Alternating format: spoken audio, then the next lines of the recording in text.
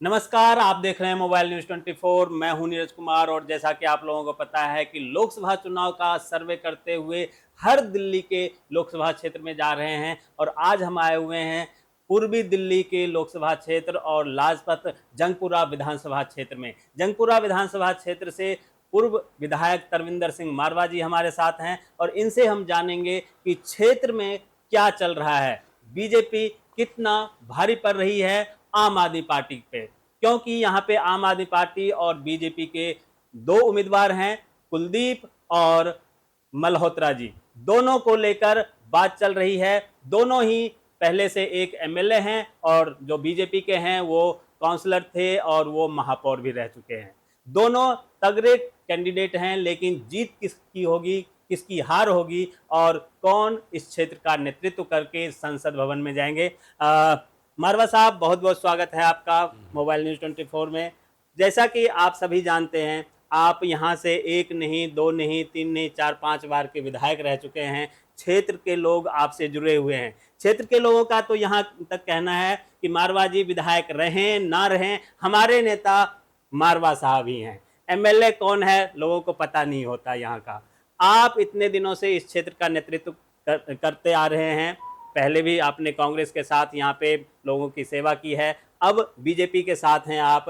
भैया हमारे काउंसलर भी हैं, क्षेत्र से काफ़ी मतों से जीत के आए और आप जब इस क्षेत्र में बीजेपी को ज्वाइन आपने किया तो यहाँ से पहली बार बीजेपी का काउंसलर भी जीत के आया हुआ है। आपको क्या लगता है, लोकसभा क्षेत्र का जो चुनाव है लोकसभा का, आपको क्या लगता है क्या बीजेपी की स्थिति बनने वाली है? जंगपुरा विधानसभा का जो चुनाव है वो निर्णायक होता है। हमारे यहाँ से हर्ष मल्होत्रा जी, सबसे बड़ी बात है कि हर्ष मल्होत्रा जी की छवि जो है वो एक कार्यकर्ता जैसी है। अगर किसी कार्यकर्ता को जब टिकट मिल जाती है तो जो आगे कार्यकर्ता होते हैं वो रात दिन मेहनत करने शुरू कर देते हैं।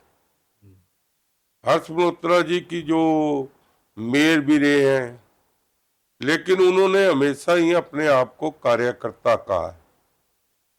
आज जंगपुरा विधानसभा का भारतीय जनता पार्टी के कार्यकर्ता, चाहे वो मंडल अध्यक्ष हों, चाहे वो जनरल सेक्रेटरी हों, चाहे वाइस प्रेसिडेंट हो, चाहे कैशियर हो, वो रात दिन हर्ष मल्होत्रा जी के लिए मेहनत कर रहे हैं। घर घर जाकर पर्ची बांट रहे हैं, घर जाकर वोटें मांग रहे हैं और साथ में ही घर घर जाकर प्रचार कर रहे हैं। क्योंकि चुनाव जो कैंडिडेट होता है, वर्कर सबसे पहले देखता है कि ये जो मेंबर पार्लियामेंट को टिकट मिली है कल हमारा काम करेगा कि नहीं।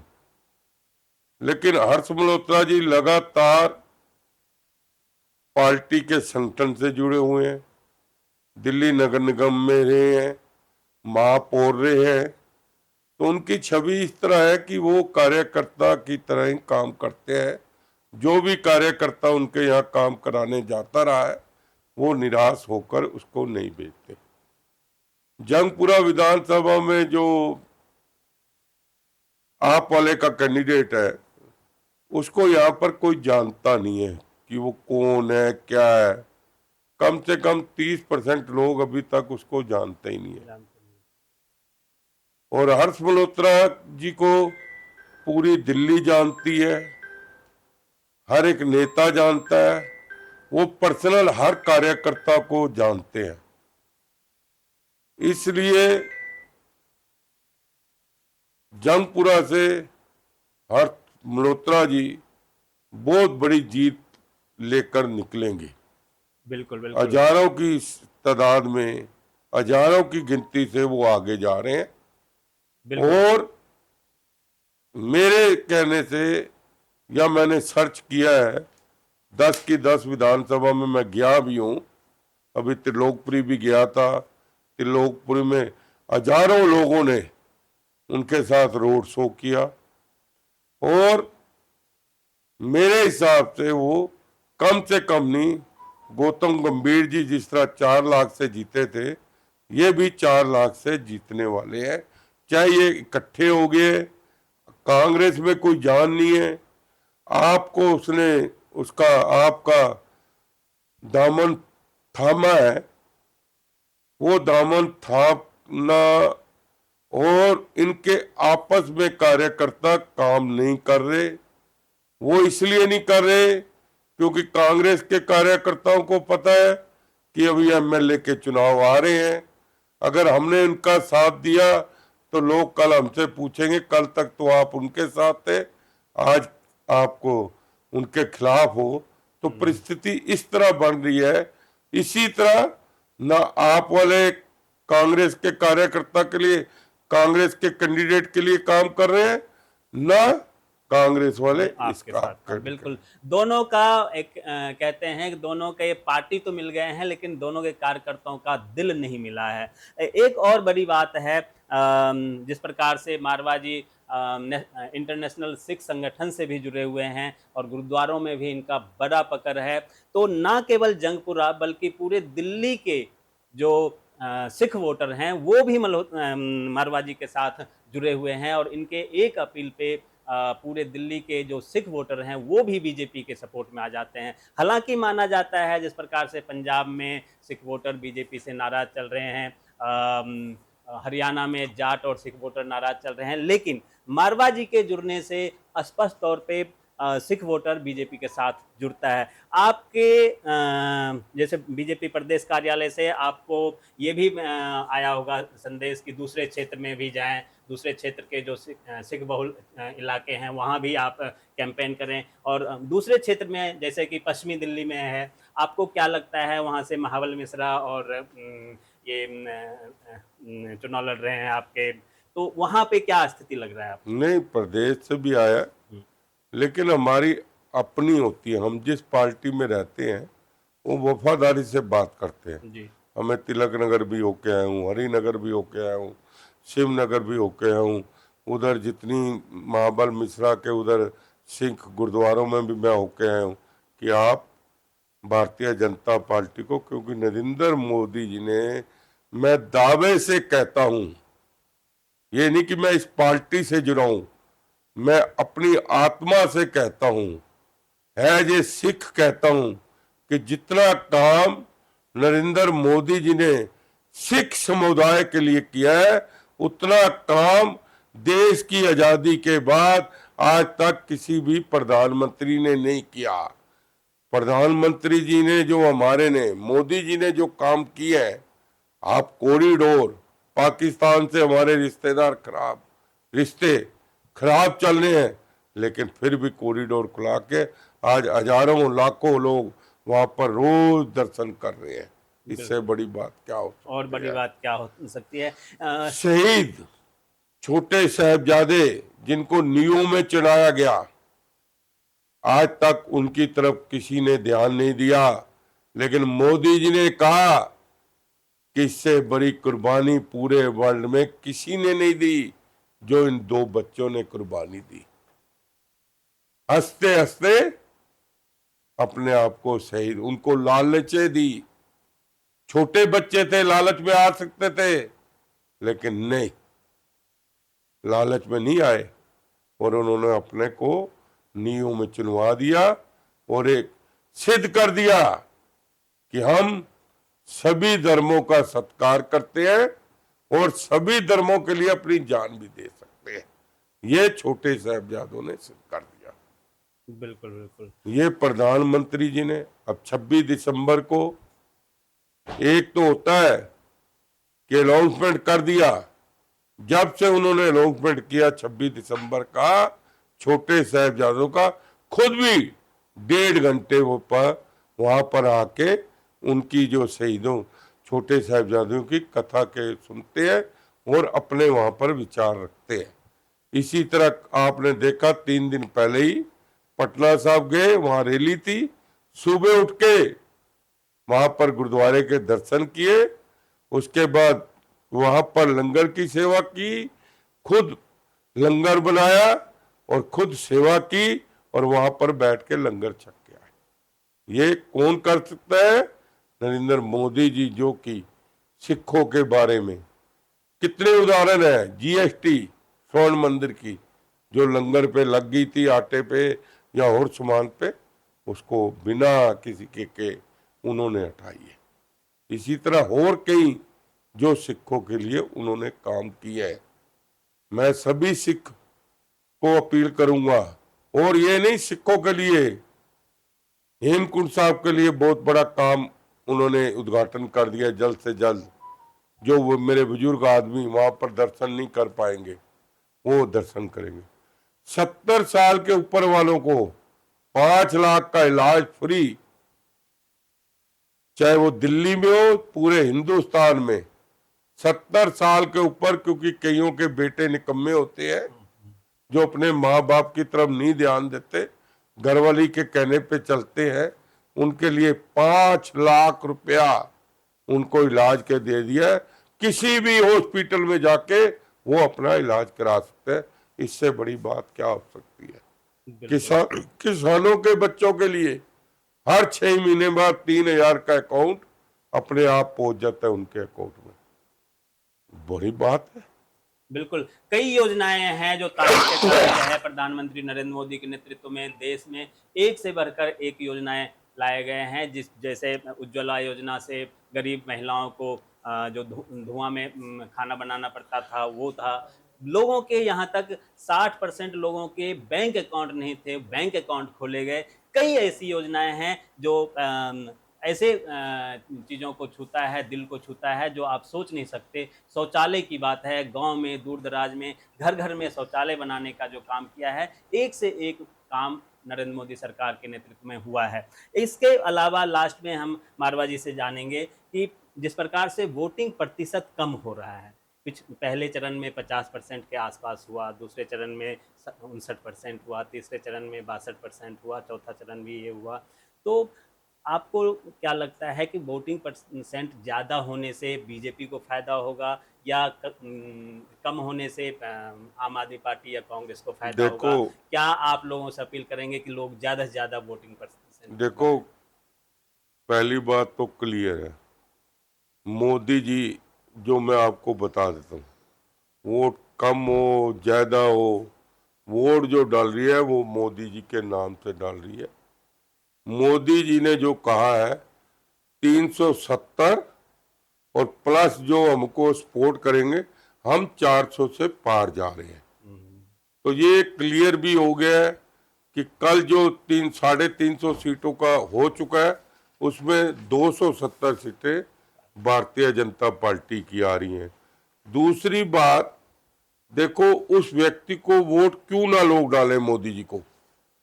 कोरोना में एक टीके की कीमत 15,000 थी, हर घर में 4-4 लोग थे, 15 चौके 60,000 रुपए का हर नागरिक को, हर फैमिली को फायदा हुआ है। वो मोदी जी ने फायदा किया है। और इतनी जल्दी टीके लगाना, इस हिंदुस्तान की 150 करोड़ आबादी है, कोई ये 20,000 या 20 करोड़ नहीं है, 150 करोड़ आबादी है। 150 करोड़ को टीका फ्री लगाना कितनी बड़ी बात है, कितने प्रधानमंत्री जी की सोच है, ये लोगों ने देख लिया है। प्रधानमंत्री जी है जो आज पूरे वर्ल्ड में जो चौथे नंबर में हमारी अर्थव्यवस्था चल रही है। आने वाले टाइम में वो 3 में आ जाएगी। और मोदी जी ने कहा 2047 में अर्थव्यवस्था हमारी 1 नंबर में हो जाएगी। ये मोदी जी ने कहा है। जो मोदी जी कहते हैं वो करके दिखाते हैं। इनका ये जो दिल्ली का चुनाव पे मैं बात करता हूं, अब दिल्ली का चुनाव सड़क का चुनाव नहीं है। दिल्ली का चुनाव जो है, एमपी का चुनाव, वो गली नाली का नहीं है। ये एमपी का चुनाव जो होता है, ये इंटरनेशनल योजनाओं पे होता है, इंटरनेशनल काम पे होता है, हिंदुस्तान को की तरक्की के लिए होता है। ये बात सोच के लोगों को वोट डालनी चाहिए। ये नहीं कि मैं जेल में हूं, मुझे इंश्योरेंस नहीं दे रहे। अरे पहले बात क्यों झूठ बोलता है, क्यों अखबारें बढ़ता है? वो एक जो है, जो लेडीज फाइनेंस मिनिस्टर है, क्यों झूठ बोलती है? अरे वहां पर 60,000 कैदी है, सबके लिए एक सा कानून है वहां पर।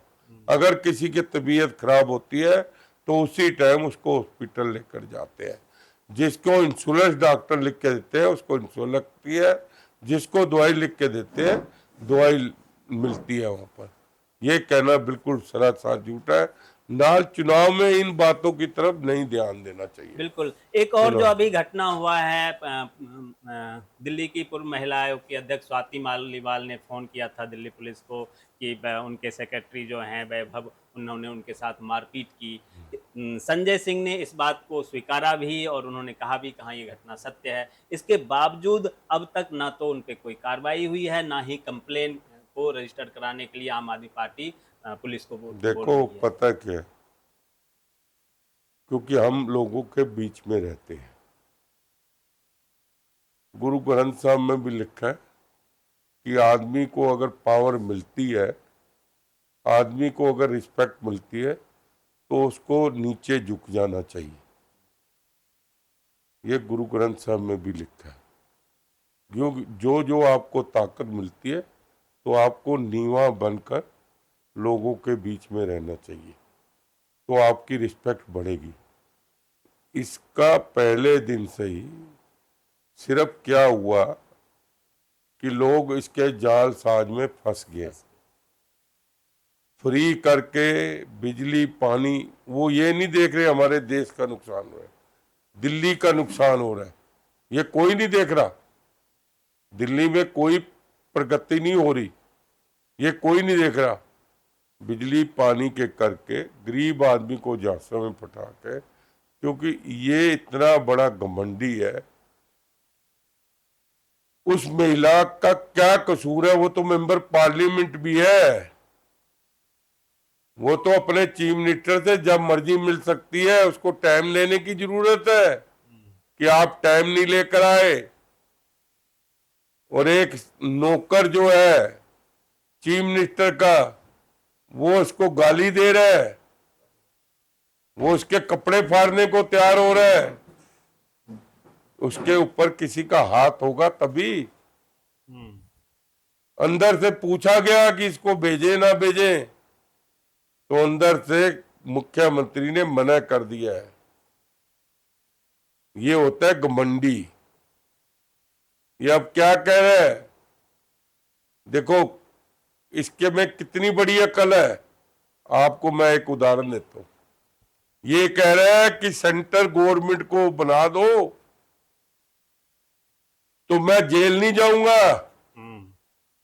इसको ये नहीं पता कि जो जुडिशली है वो प्रधानमंत्री हो, कोई भी हो, उसको अगर उसने गलत काम किया है तो उसको जेल जाना है। ये हमारे देश में ही नहीं है, आप और देशों का भी। अब ट्रंप पर कितने केस चल रहे हैं, वो अदालत में जाता है कि नहीं? देखो क्या कह रहा है। सारा अपने आप को पढ़ा लिखा है, अपने आप को मुख्यमंत्री है। बात क्या कह रहा है कि आप हमारी सरकार इंडिया गवर्नमेंट बना दो इंडिया की, तो मेरे को जेल कोई नहीं भेज सकता। कितनी बड़ी बेवकूफी कह रहा है। जुडिशली भी चुप बैठी हुई है। इसको जुडिशली को इसको नोटिस देना चाहिए। ये क्या बात कह रहा है? मैं जज साहब सुप्रीम कोर्ट को अपील करूंगा, इसकी 3 दिन की पहले की स्टेटमेंट देखो, जो उसने कहा है कि इंडिया के जो हमारा बना है, अगर इसको जिता दो तो मुझे जेल में नहीं जाना पड़ेगा। इसका मतलब गवर्नमेंट जुडिशली से ऊपर होगी। इसके ऊपर तो केस ये भी बनना चाहिए जो इसने कहा है। जुडिशली तो सबसे बड़ी है। और ये क्या बकवास कर रहे हैं कि आप इंडिया जो बना है गठबंधन, इसको जिता दो तो मुझे कोई जेल नहीं भेज सकता। इसका मतलब जुडिशली से गवर्नमेंट ऊपर होगी, इसके ऊपर ये भी केस रजिस्टर होना चाहिए। बिल्कुल। कानून अपना काम करता है, न्यायालय अपना काम करता है, लेकिन उससे ऊपर उठकर जिस प्रकार से केजरीवाल जी ने कहा है कि अगर इंडिया गठबंधन की सरकार बनती है तो मुझे 1 तारीख को जेल नहीं जाना पड़ेगा, ये 2 तारीख को जेल नहीं जाना पड़ेगा, ये जो उन्होंने बयान दिया है इस पर कानूनी कार्रवाई हो सकती है। सुप्रीम कोर्ट को स्वतः भी संज्ञान इस पर लेना चाहिए और अगर ऐसा हुआ तो उन पर कोड ऑफ कंडक्ट का मामला बन सकता है। हालांकि कोई ना कोई एडवोकेट इस बात को जरूर सुन रहे होंगे और मारवा साहब ने जिस प्रकार से अपील किया है, कोर्ट भी इस पर स्वतः संज्ञान लेके कार्रवाई कर सकती है। आप तमाम दर्शकों का बहुत बहुत धन्यवाद। मारवा साहब आपका भी बहुत बहुत धन्यवाद। नमस्कार। आपका धन्यवाद।